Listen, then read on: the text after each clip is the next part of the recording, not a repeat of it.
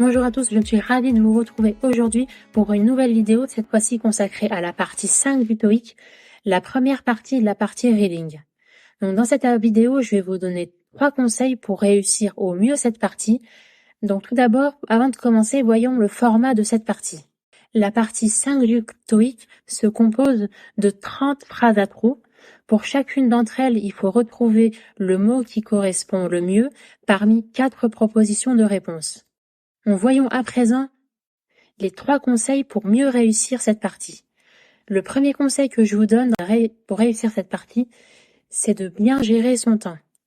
Il faut se consacrer au grand maximum 20 secondes par phrase à trous, soit une durée totale de 15 minutes grand maximum pour cette partie 5. Pas plus, on est dans la partie reading, on n'a que 1h15 pour effectuer 3 grandes sous-parties, la partie 5, 6 et 7, et en particulier la partie 7 qui est particulièrement laborieuse et qui demande à la fin énormément de temps. Donc le premier conseil, c'est de bien gérer son temps, de garder sa montre sur sa table et de veiller à ne pas dépasser 20 secondes pour chacune des phrases à trop. Enfin, le deuxième conseil que je vous donne, justement, pour rebondir par rapport à ce que je vous ai dit précédemment, c'est de faire le maximum de TOEIC blanc et surtout dans les conditions réelles de l'examen. C'est-à-dire quand vous serez en mode révision à effectuer cette partie 5 du TOEIC, il faudra veiller à ne pas dépasser 15 minutes pendant vos sessions de révision.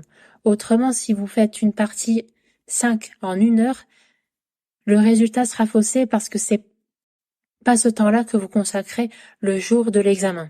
Donc, faire le maximum de TOEIC blanc, c'est le deuxième conseil que je vous donne, dans les conditions réelles de l'examen. Et enfin, le troisième conseil que je vous donne, c'est de connaître la structure d'une phrase en anglais. Donc, ça vous fera gagner énormément de temps parce que parmi les 4 propositions de réponse, parfois, il se peut qu'il y ait un mot d'une même racine qui soit décliné sous forme de verbe, d'adverbe, d'adjectif, de nom commun. Donc, en connaissant la structure d'une phrase, ça peut justement vous aider à sélectionner le bon mot, même si vous ne comprenez pas forcément le sens de la phrase ou que vous ne pouvez pas la traduire. Et justement, c'est un hack ce hack, je l'offre gratuitement dans mon e-book. Si ça vous intéresse, j'ai mis tout ça en description de cette vidéo. Vous pouvez récupérer mon e-book gratuitement.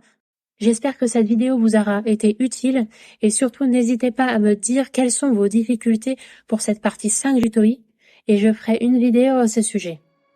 Je vous dis très bon courage pour vos révisions et à très bientôt pour une nouvelle vidéo. Au revoir.